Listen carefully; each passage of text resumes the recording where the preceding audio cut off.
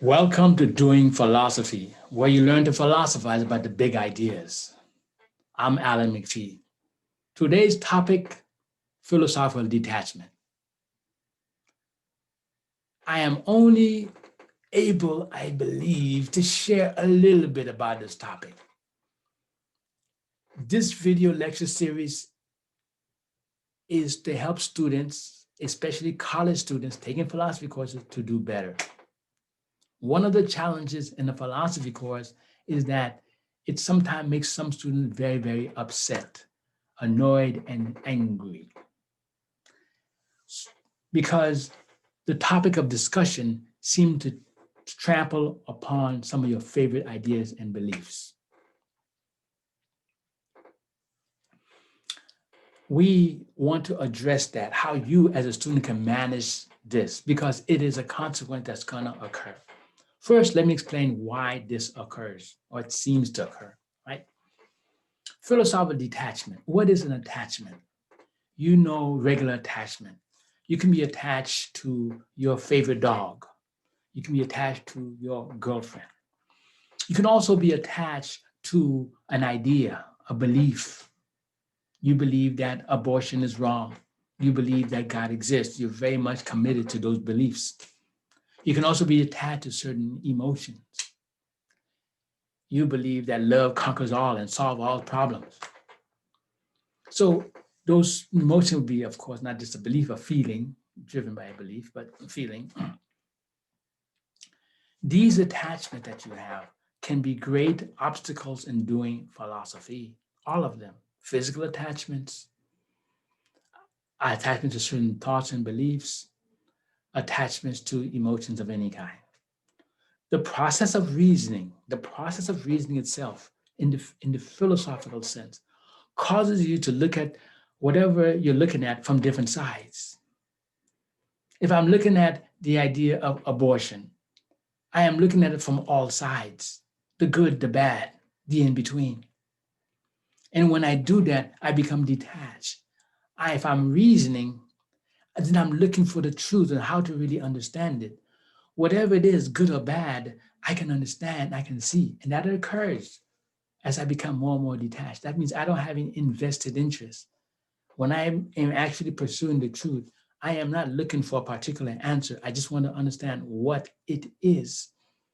And after I understand what it is, then I can describe it. This is a good thing, this is a bad thing. But those descriptions are not things I believed in before I came to the truth. Because if I'm looking at it philosophically, gradually I'm gonna become totally detached and just going for a search. This kind of detachment is very, very difficult, very, very difficult to achieve. And if you're a college student taking perhaps only one class for your entire career, you don't want to go down that rabbit hole.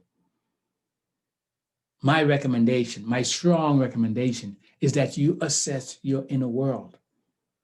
You figure out what things you're attached to, and that might be a topic in the course, and you learn to navigate those ideas. For example, if you're attached to the idea that God exists, you call yourself a Christian, you're religious. What you don't want to do is write a paper, unless it's mandatory, write a paper on the existence of God. Your attachment to the existence of God will cause you not to be able to see both sides of the issue very well. And because you have a limited amount of time to write an essay, it may cause you to have a lower grade than you need. And then you will say, oh, the professor in atheist doesn't like my paper. No, no.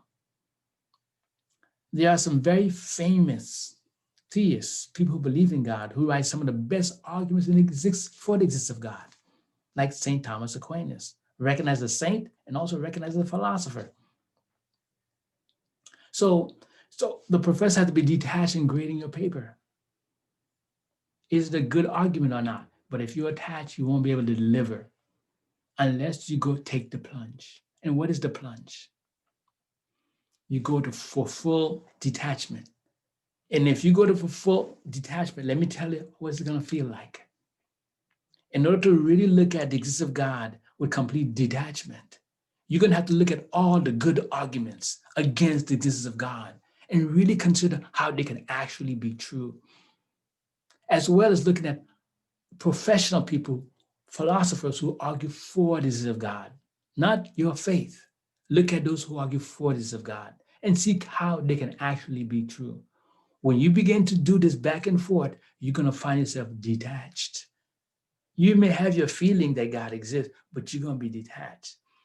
And this is the part I don't want to tell you, but I must tell you.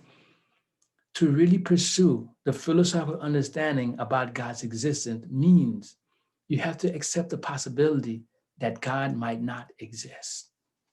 And that's very difficult. That's what you have to do to really go deep. You have to accept that possibility.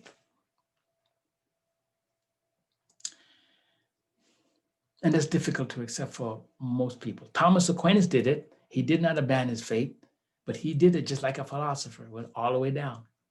So you can do it too, but it's a challenge. So I recommend you have a short period of time to write a paper and do well. Focus on, when you have a choice, choose those topics that does not bring out one of your attachment, whether it's emotional, it's physical, just avoid those topics. Some people say, well, you're not learning. Well, you are learning. Right now, you listen to my video and I'm guiding you how to be successful. You're going to be traumatized no matter what you do if you're really trying to learn in a philosophy class. But you don't need to bring those things that's so core to your essence right now, because the professor is only taking through a particular experience.